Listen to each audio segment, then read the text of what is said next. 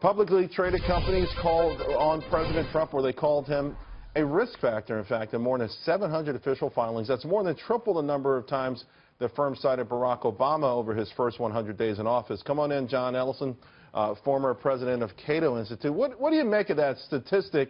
I quibble with it because I read a lot of statements and I listen to a lot of conference calls, and I think it's ambiguous. I think a lot of these folks think Donald Trump could be a pro or con, not Trump himself, but the Trump agenda making it through.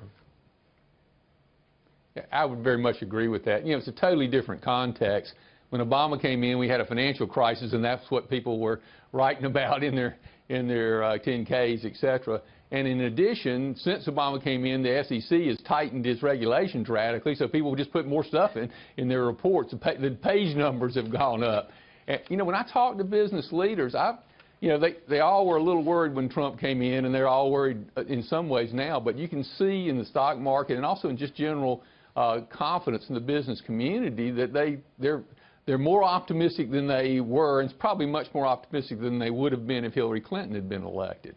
And I just think, you know, now you got to be careful with the SEC, and you just get more documentation. Yeah, let's face it, even Wilbur Ross warning of perhaps not hitting 3% GDP. All of this is sort of a clarion call, if you will, to those folks who have to ultimately pass through this legislation and make it law. I do have another one.